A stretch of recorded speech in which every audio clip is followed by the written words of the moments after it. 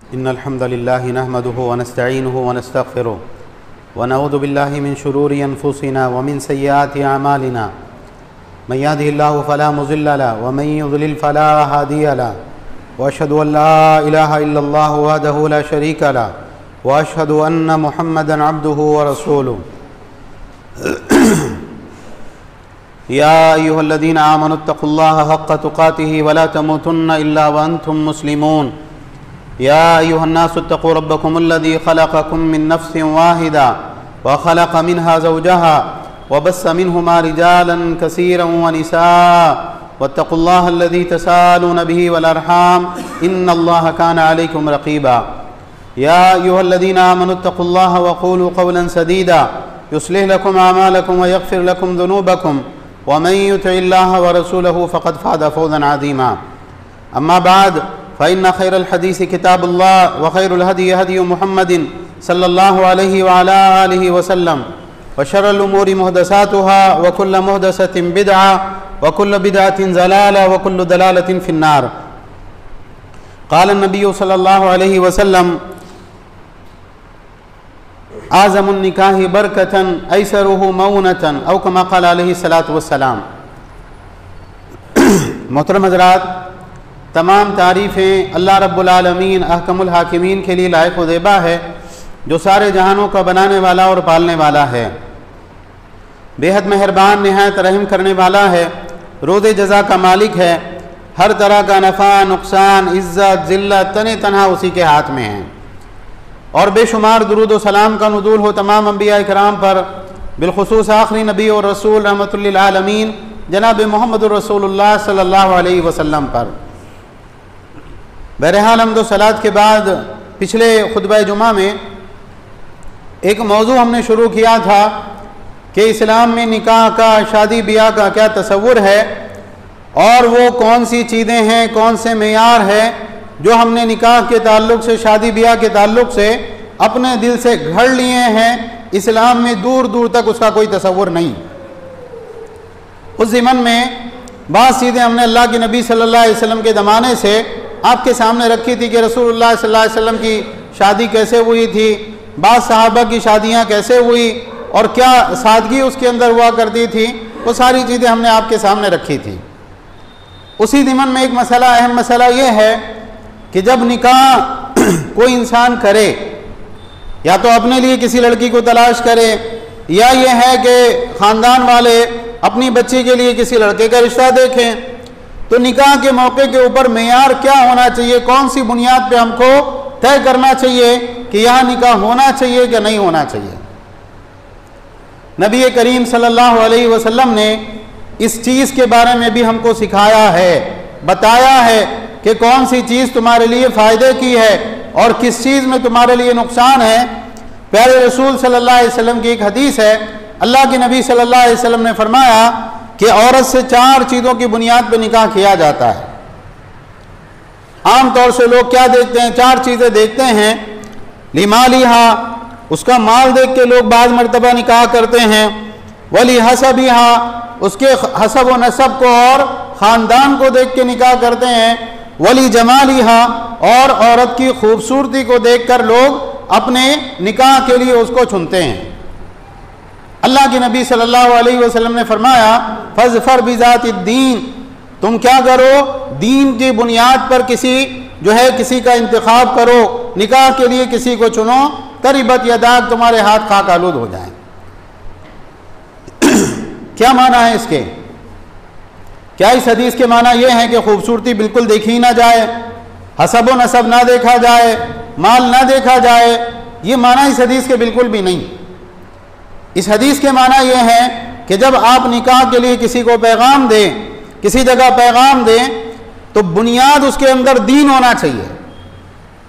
भाई ये लड़का दीन के एतबार से कैसा है, ये लड़की दीन के एतबार से कैसी है, अकीदा कैसा है, अमल कैसा है, इस्लाम से कितना ताल्लुक़ है, नमाज का पाबंद है या नहीं है, या ये बच्ची नमाज की पाबंद है या नहीं है, शरीयत की कितनी पाबंदी इनके घर में पाई जाती है। तो बुनियाद दीन होना चाहिए।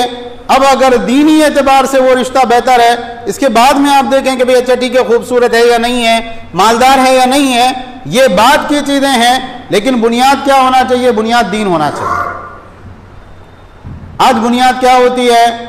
या तो माल बुनियाद होता है, यानी आप देखें कि बाद मरतबा बच्ची कोई जॉब पर हो और उसकी तनख्वाह हो अच्छी खासी, या बाद मरतबा ख़ानदान के अंदर इकलौती वारिस हो और माँ बाप के पास बहुत पैसा हो, फ़ौरन निकाह हो जाता है, रिश्तों की भरमार होती है।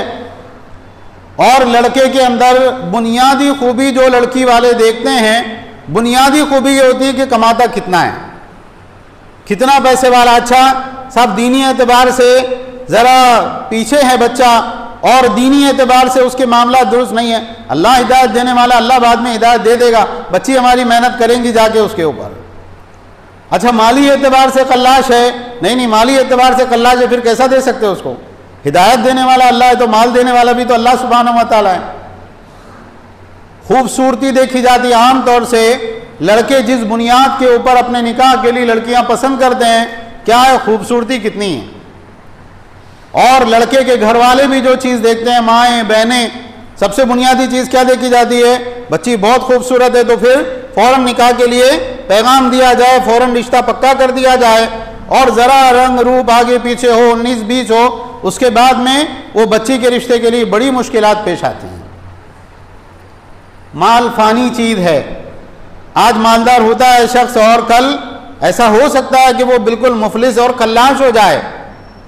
खूबसूरती माल से ज़्यादा फ़ानी है कि कुछ साल होते हैं, कुछ अय्याम होते हैं, उसके बाद में सारी खूबसूरती ख़त्म हो जाती है। बाकी रहने वाली चीज़ क्या है? बाकी रहने वाली चीज़ दीन है। हसब और नसब का भी एक ज़माने में बड़ा लोगों के दरमियान में रुझान हुआ करता था। अच्छा फला जगह रिश्ता देना है, नहीं वो हमारी बिरादरी के बराबर के नहीं है, वो फला ख़ानदान से हैं, हम फला ख़ानदान से हैं। आज भी बाद इलाकों में कास्ट का बड़ा मसला होता है।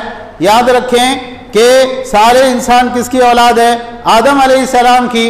अल्लाह के नज़दीक सबसे अफजल कौन है? अल्लाह के नज़दीक सबसे अफजल इंसान वो है जो सबसे ज़्यादा अल्लाह से डरने वाला हो। आइए हम ताबईन के ज़माने में एक शादी का मामला देखते हैं। ताबईन के अंदर एक बहुत बड़े इमाम गुजरे हैं जिनको सय्यदुत ताबईन कहा जाता है, सईद इब्ने मुसय्यब रहमहुल्लाह। सईद इब्ने मुसय्यब जानते हैं कौन है? हज़रत उमर रज़ी अल्लाह तआला अन्हु की ज़माना खिलाफत में इनकी पैदाइश हुई और इनके वालिद मुसय्यब और इनके दादा हज़न, ये सब दोनों के दोनों सहाबी हैं अल्लाह के नबी सल्लल्लाहु अलैहि वसल्लम के। तो हज़न के माना गम के, मलाल के और सख्ती के होते हैं। तो अल्लाह के नबी सल्लल्लाहु अलैहि वसल्लम ने इनसे कहा कि तुम्हारा नाम क्या है? कहा हज़न। तो अल्लाह के नबी सल्लल्लाहु अलैहि वसल्लम ने कहा हम तुम्हारा नाम बदल के सहल रख देते हैं, यानी नरम नरम ज़मीन। कहा नहीं सहल नहीं रखना है, क्यों? सहल को लोग पैरों से रोनते हैं, तो हम तो हमारे नाम पे खुश हैं। तो सईद इब्ने मुसय्यब रहमहुल्लाह कहते हैं कि हमारे ख़ानदान में बराबर फिर गम, फ़िक्रें और सख्तियाँ हमारे ख़ानदान के ऊपर रही हैं। तो दादा हज़न साहबी हैं, बाप मुसय्यब साहबी हैं।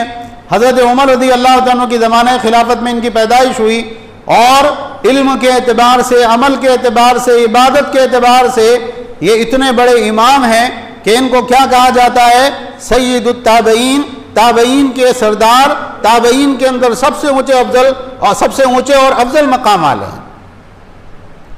इनकी एक खूबसूरत बेटी थी और उसकी खूबसूरती का और उसकी दीनदारी का चर्चा था। ये औरतों में होते हुए बात एक फैलती है कि भाई फलां घर में बड़ी खूबसूरत, बड़ी नेक बच्ची है, तो बड़ा चर्चा हुआ। वक्त के बादशाह जो थे, उस बादशाह ने अपने बेटे के लिए, शहजादे के लिए रिश्ता भिजवाया कि हम अपने घर में जो है आपकी बच्ची को लाना चाहते हैं, आपकी बच्ची से रिश्ता कायम करना चाहते हैं। कितने फ़ख्र की बात है, बादशाह के यहाँ से रिश्ता आ रहा है, शहजादे का रिश्ता आ रहा है। उन्होंने देखा बच्चे के मामला दीनी एतबार से बराबर नहीं, उन्होंने इनकार कर दिया, हम नहीं दे सकते अपनी बच्ची आपके। बादशाह को इनकार कर दिया। एक मरतबा दर्स की मजलिस थी, एक शागिर्द थे इब्ने अबी वदा, ये कुछ दिनों से गैर हाजिर थे। सईद इब्ने मुसय्यब रहमहुल्लाह ने दर्स ख़त्म होने के बाद में पूछा कि फला तुम इतने दिन से आ नहीं रहे थे दर्स में, क्या बात थी, कहाँ चले गए थे, क्या मसला हुआ था? कहा बात यह है कि मेरी अहलिया का इंतकाल हो गया था और उसके रंज और गम और मलाल के अंदर मैं आ नहीं सका।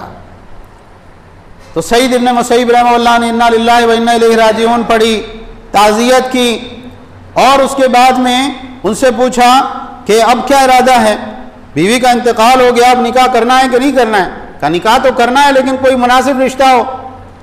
तो वो कहते हैं कि मेरे दिल में बिल्कुल नहीं था कि सईद अपनी बेटी का रिश्ता मुझे देंगे, मेरे जहन में था कि शायद वो कहीं बात चलाएंगे पहचान वालों में। सईद इब्न मुसैयब रहमतुल्लाह ने कहा कि मेरी बच्ची है और मैं उसका निकाह करने का इरादा रखता हूं, तो बताओ मेरी बच्ची से शादी करोगे? कहा आपकी बेटी से? कहा हाँ मेरी बेटी से, अगर तुम्हें मंजूर है तो ठीक है। उन्होंने कहा ठीक है मुझे तो मंजूर है।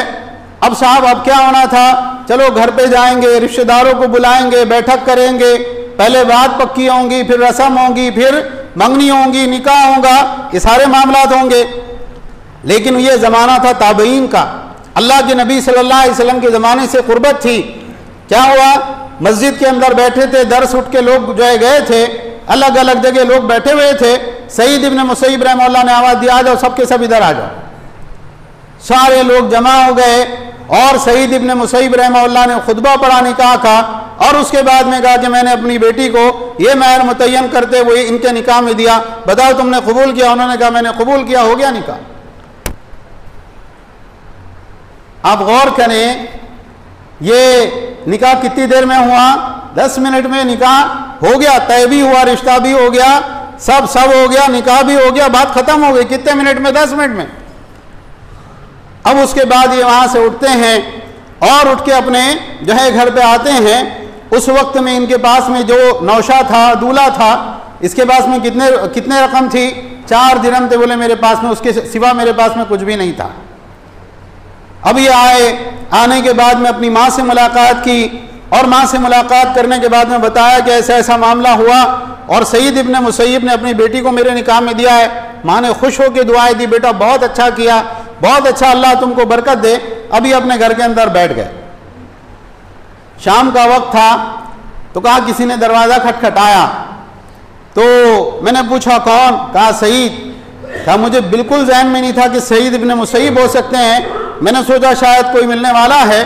मैंने दरवाज़ा खोला, सईद इब्न मुसैयब मेरे घर के दरवाजे पे खड़े हैं। अरे आप कैसे आए, क्या मामला है? कहा तुम्हारा निकाह हो गया, अब निकाह होने के बाद तुम्हारे लिए मुनासिब नहीं है कि तुम अपनी बीवी के बगैर अकेले रात गुजारो, तुम्हारी बीवी को छोड़ने के लिए आया हूं। बीवी को अंदर किया, सलाम करके दरवाज़ा बंद करके चले गए। ये शादियां हुआ करती थी सहाबा के ज़माने में, ताबईन के ज़माने में। और आज जो हमने सारे रस्म व रिवाज और खुराफात का एक अंबार हमने डाल रखा है, और दीन के नाम पे अभी ये करना है, अभी वो करना है, अभी फलां कदम उठाना है, फलां को बुलाना है, फलां की राय, फलां का मशवरा। ये शादियों का तस्वुर अल्लाह के नबी सल्लल्लाहु अलैहि वसल्लम के ज़माने में, सहाबा और ताबईन के ज़माने में हुआ करता था। इस वाक़े में आप गौर करें कि एक बाप है जिसकी कुंवारी खूबसूरत बच्ची है, दीनदार बच्ची है, और वो अपनी बच्ची के लिए किसको चुनता है? हमारी ज़बान में अगर एक नॉर्मल ज़बान में कहेंगे तो एक रंडवे को, एक ऐसा शख्स जिसकी पहली बीवी इंतकाल कर चुकी है, उस शख्स को चुनता है। किसके लिए? अपनी बच्ची के लिए, जिसका भी कहीं निकाह नहीं हुआ, जिसको शहजादे का रिश्ता है। क्या वजह थी? वजह दीन थी। ये शख्स दीनदार है और वो दीनदार नहीं है, तो दीनदार कैसा ही क्यों ना हो, बेदीन के मुकाबले में दीनदार को तरजीह देना, ये हमारे दीन का तकाजा है। तो अल्लाह के नबी सल्लल्लाहु अलैहि वसल्लम ने क्या फरमाया? फज़फर बिज़ाति दीन, दीन की बुनियाद पर रिश्ते को चुनो, तुम्हारे हाथ खाक आलूद हो जाएं। इसी तरह से आप देखें कि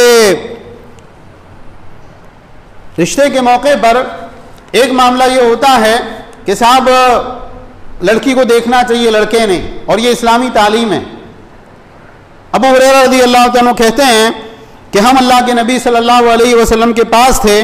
एक आदमी आया और उसने आकर खबर दी अन्नहु तज़व्वजा इमरातम मिनल अंसारी, कि वो अंसार की एक औरत से शादी करने का इरादा कर रहा है, फला जगह रिश्ता उसने दिया है और उसका निकाह होने वाला है।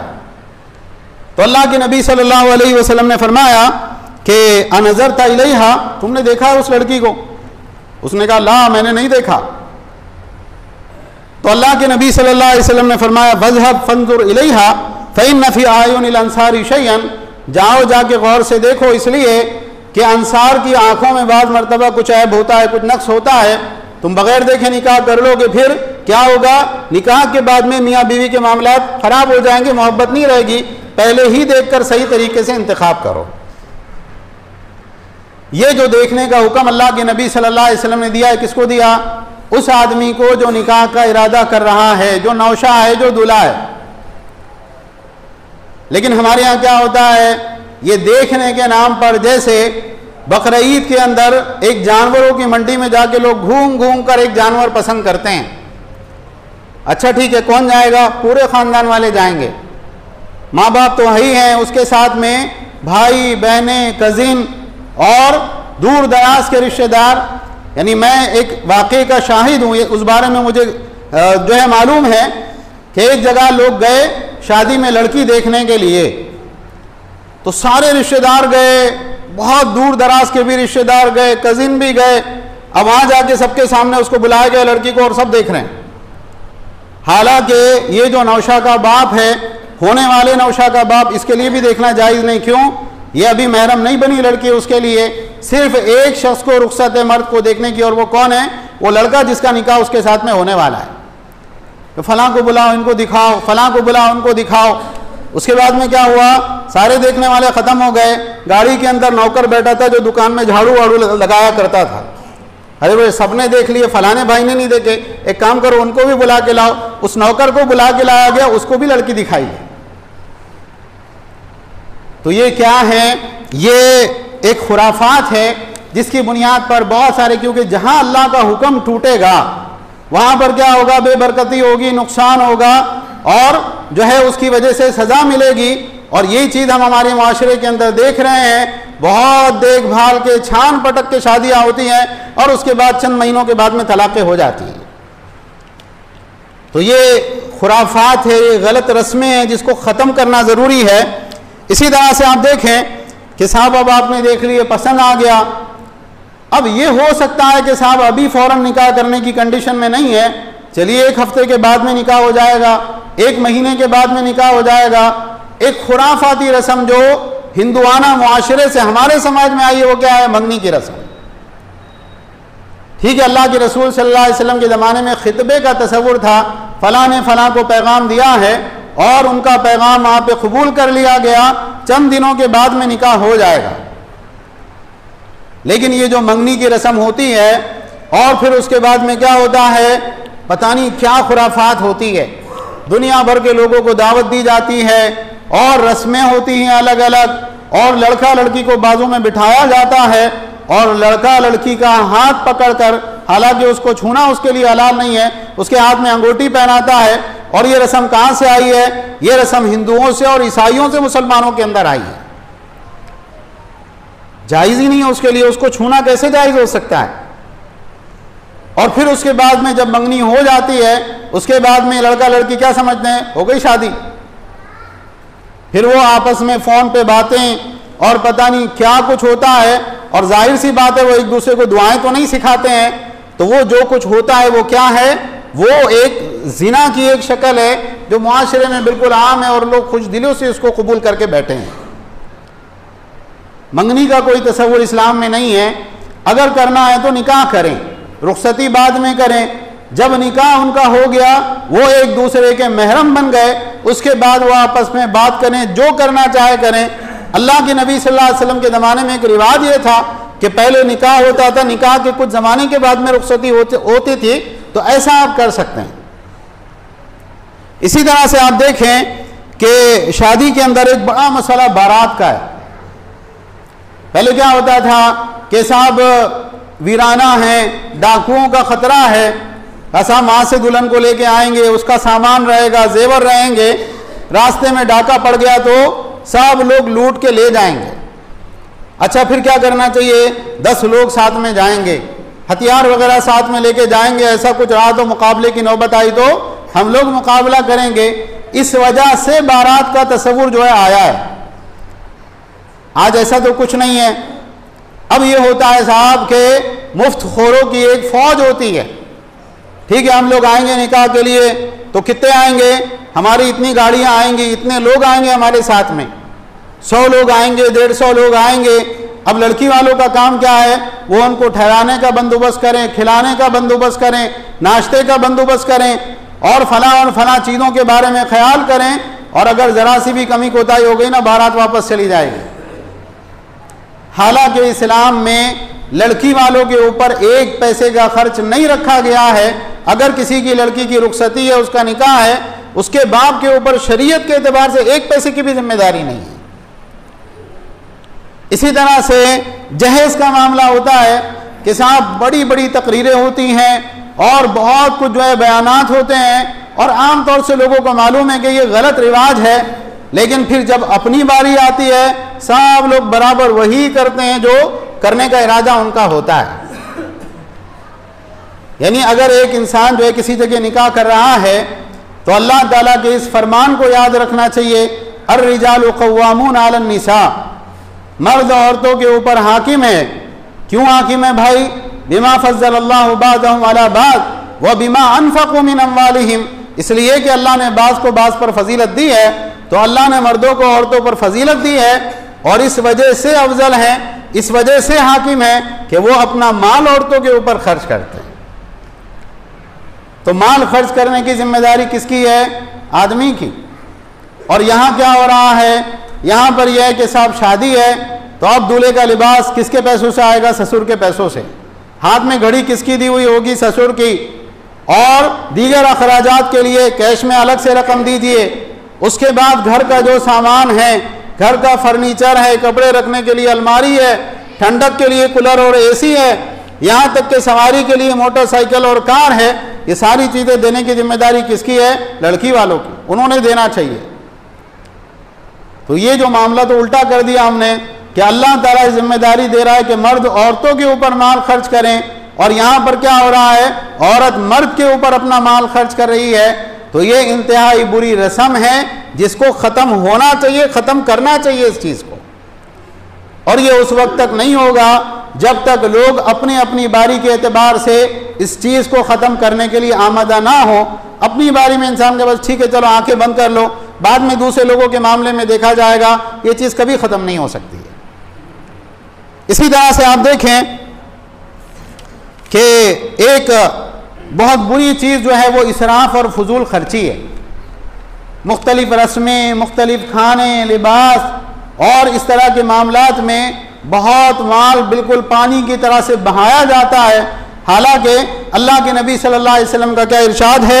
आज़मुन निकाही बरकतन ऐसरुहु मऊनतन, सबसे बाबरकत निकाह कौन सा होगा? वो निकाह होगा जिसके अंदर सबसे कम खर्च हुआ हो। सादगी के साथ में निकाह कर दिया गया, अल्लाह की तरफ से बरकत आएगी, और सादगी नहीं रहेगी, खुराफात रहेगी, रस्में रहेंगी, माल उड़ाया जाएगा, तो अल्लाह ताला बरकत भी उस निकाह में से उठा लेंगे। और एक अहम चीज़ जो है वो बेपर्दगी और बेहयाई है। यानी जहाँ शादी होती है वहाँ पर पर्दा उन लोगों को माफ़ हो जाता है।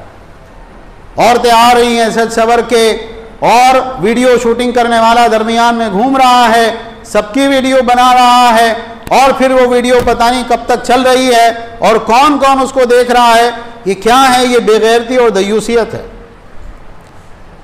और आखिरी चीज़ जो है वो क्या है? वलीमा। वलीमा तो सुन्नत है। अल्लाह के नबी सल्लल्लाहु अलैहि वसल्लम ने फरमाया कि जिसने वलीमे की दावत को ठुकराया उसने अल्लाह उसके रसूल की नाफरमानी की, तो वलीमा तो करना ही पड़ेगा। लेकिन यहाँ पर इस बात को याद रखें कि अल्लाह के नबी सल्लल्लाहु अलैहि वसल्लम ने हमें बहुत साफ लफ्ज़ों में कहा, साहबी कहते हैं नुहीना आनी तकल्लुफ, अल्लाह के नबी सल्लल्लाहु अलैहि वसल्लम ने हमें तकल्लुफ से मना किया। एक उम्मुल मोमिनीन के वलीमे का हाल मैं जिक्र करता हूँ। हज़रत सफ़िया बिनते हुई खैबर के अंदर जब खैबर फतेह हुआ, कैदी बनाई गई, उसके बाद मुसलमान हो गई और अल्लाह के नबी सल्लल्लाहु अलैहि वसल्लम ने उनसे निकाह कर लिया। मुस्नद अहमद में हज़रत जाबिर रज़ी अल्लाह तआला की रिवायत है 11,465 नंबर पर, और सही बात यह है कि रिवायत हसन है। कहते हैं निकाह हुआ, और निकाह होने के बाद में अल्लाह के नबी सल्लल्लाहु अलैहि वसल्लम अंदर खैमे में गए तो लोगों का एक हुजूम हुआ वहाँ पर खैमे के सामने का वलीमा होने वाला है। तो सब लोग गए खाने के लिए। अल्लाह के नबी सल्लल्लाहु अलैहि वसल्लम खैमे से बाहर निकल के चले गए और उसके बाद में लोगों से भी कहा कि तुम भी चले जाओ अपनी माँ के पास में, अपनी माँ के पास से हटो, और उसके बाद सब लोगों को भी आपने मुंतशिर कर दिया। जब शाम हुई, अल्लाह के नबी सल्लल्लाहु अलैहि वसल्लम अपने पास में 1.5 मुद खजूरें लेकर आए। कितनी? 1.5 मुद। मुद बहुत छोटा सा एक प्याला होता है जिससे पानी से वुदू, यानी जो है उसके उतना पानी से वुदू इंसान कर सकता है। आप एक छोटे जग का साइज आप पकड़ लीजिए, इतनी साइज में एक बर्तन में अल्लाह के नबी सल्लल्लाहु अलैहि वसल्लम खजूरें लेकर आए। और आपने क्या किया? आपने खजूरें लोगों के सामने डाल दी और कहा खाओ, ये तुम्हारी माँ का वलीमा है। और सही बुखारी की रिवायत है, सही बुखारी में 371 नंबर पर, यानी मुख्तलिफ लोगों के एतबार से मामला अलग अलग हुआ कि आप सल्लल्लाहु अलैहि वसल्लम ने लोगों को ये हुक्म दिया, मन काना इंदहु शैउन फलयुजीउ बिही, जिस इंसान के पास में खाने का जो सामान है ना, सब अपना अपना खाने का सामान लेके आओ। अब किसी के पास में खजूरी थी, दस्तर बिछा दिया गया, किसी ने लाके खजूरें डाली, किसी ने लाके घी कुछ था वो उस पर डाला, किसी ने जो है सत्तू लाके डाले, सब मिला जुला कर एक जो है एक हलवे की तरह से वो चीज़ बन गई। और आप सल्लल्लाहु अलैहि वसल्लम ने खाओ, ये तुम्हारी माँ का वलीमा है। और उसके बाद सब सहाबा ने मिलकर उसको खाया और ये वलीमा हो गया। तो इस्लाम आपको ये सिखाता है कि किसी मामले में आपको तकल्लुफ नहीं करना है, अपनी हैसियत से आगे बढ़ के वो काम नहीं करना है। मसनून वलीमे के चक्कर में क्या होता है मालूम है? शादियां लेट होती हैं। ठीक है, अभी इस साल इस बेटे की शादी की है, अब अगले साल तक दूसरे बेटे की शादी नहीं हो सकती। क्यों? इस शादी के अंदर 5 लाख 10 लाख रुपए खर्च कर चुके हैं, अब उसके बाद में दूसरी शादी कहां से करना? तो ये जो है शादी ब्याह के ताल्लुक से अल्लाह के नबी सल्लल्लाहु अलैहि वसल्लम साहबा की सुन्नत और तरीका है। आप बताइए हम लोग इससे कितने दूर हैं। और ये मामलात में सबसे बड़ी बुराई ये है कि इंसान जो है इस मामले में बहुत सारे लोग मुनाफिकत से काम लेते हैं। ये अपना टाइम आया ना, अभी अपने घर में साथ चलने दो, और दूसरों का टाइम आए तो अरे नहीं शादी सादगी से होना चाहिए, फला ये होना चाहिए, ये गलत है, वो खुराफात है, ये रस्म है, वो है। और आपके घर में सब चल रहा है। तो ये बात याद रखें कि निकाह को आसान करें। जब निकाह आसान होगा जिना मुश्किल होगा। और अगर आप निकाह को आसान नहीं करेंगे फिर मुआशरे में बेहयाई फैलेगी, बुराइयां आम होगी और फिर बहुत कुछ होगा और उसके बाद में अल्लाह का अजाब आएगा। तो बहुत ज़रूरी है कि हम सब अपनी इस्लाह करें। अल्लाह ताला हम सबको कहने सुनने से ज़्यादा अमल की तौफीक अता फरमाए। देखिए इस वक्त में हम सब जानते हैं, पिछले हफ्ते जिन्होंने न्यूज़ देखी है कि तुर्की में और शाम में बड़ी शिद्दत का ज़लज़ला आया और हज़ारों मुसलमान उस ज़लज़ले के अंदर शहीद हो गए, और बहुत सारे लाखों मुसलमान हैं जो उस ज़लज़ले की वजह से ज़ख्मी हो गए और पता नहीं कैसे ख़राब हालात के अंदर जो है वो अपनी ज़िंदगी गुजार रहे हैं। हम अभी दुआ करेंगे और आप मुसलसल उनको अपनी दुआ में याद रखें, क्योंकि ये जगह ऐसी नहीं है कि भाई हम अपनी इमदाद वहाँ तक पहुँचा सकें। हर किसी के लिए मुमकिन नहीं है, लेकिन दुआ करना हर शख्स के लिए मुमकिन है। और अल्लाह के नबी सल्लल्लाहु अलैहि वसल्लम ने मुसलमानों की मिसाल कैसे दी है? एक जिस्म की तरह कि जिस्म के एक हिस्से में तकलीफ़ हो, सारे जिस्म ने उस तकलीफ़ को महसूस करना चाहिए। और ये बात याद रखें कि अगर वहाँ ज़लज़ला आ सकता है, यहाँ भी आ सकता है। मौत का कोई वक्त मुतय्यन नहीं है, बल्कि ऐसी पेशन गोइयाँ हैं। तो अगर ये है कि हम अपनी गुनाहों की ज़िंदगी में लगे रहे, खुराफात में लगे रहे, बेहयाइयों में, गलत कामों में, गुनाहों में, और फिर उसके बाद में ऐसी कोई क़यामत आ गई और उसके बाद में अल्लाह के पास जाना पड़े, तो हर इंसान को ये सोचना चाहिए कि भाई वो अल्लाह के पास क्या मुँह लेके जाएगा। बहुत ज़रूरी है कि अपने आसपास होने वाली चीज़ों से हम सबक हासिल करें, अल्लाह से सच्ची तौबा करें, गुनाहों को छोड़ दें और अल्लाह ताला की तरफ रग़बत करें। अल्लाह ताला हम सबको अपनी इस्लाह करने की तौफीक अता फरमाए। सारी दुनिया के अंदर जहाँ जहाँ मुसलमान परेशान हाल है, अल्लाह उनकी परेशानियों को दूर फरमा। जो मुसलमान ज़लज़ले की वजह से शहीद हो गए, अल्लाह उनकी मग़फ़िरत फरमा, उनकी कब्रों को नूर से भर दे, उनके गुनाहों को माफ़ फरमा, जन्नतुल फिरदौस अता फरमा। सारी दुनिया के अंदर जहाँ जहाँ मुसलमान बीमार हैं, अल्लाह उनको शिफ़ाए कामिला आजिला अता फरमा। जो मुसलमान बेरोज़गार हैं, अल्लाह उनको हलाल तय्यब रोज़गार अता फरमा। जो मुसलमान बग़ैर वतन और बग़ैर ठिकाने के हैं, अल्लाह उनको मुनासिब वतन और ठिकाना अता फरमा। अल्लाह इस्लाम को गलबा अता फरमा। मुसलमानों को गलबा अता फरमा। ऐ अल्लाह मुसलमानों को इज़्ज़त अता फरमा, हर तरह की ज़िल्लत से, रुसवाई से हम सब की हिफाजत फरमा। ऐ अल्लाह कुफ्र को और काफिरों को जलील और रुसवा फरमा। जो इस्लाम और मुसलमानों के ख़िलाफ़ साजिशें करते हैं, ऐ अल्लाह उनको जलील और रुसवा फरमा। ऐ अल्लाह हम सब को अपनी इस्लाह करने की तौफ़ीक अता फरमा, हमारे गुनाहों से सच्ची पक्की तौबा की तौफ़ीक अता फरमा। जब तक ज़िंदा रख, इस्लाम और ईमान पर ज़िंदा रख, और इस्लाम और ईमान ही की हालत में हमको वफ़ात अता फरमा। आमीन। व आखिरु दावाना अनिल हम्दुलिल्लाहि रब्बिल आलमीन।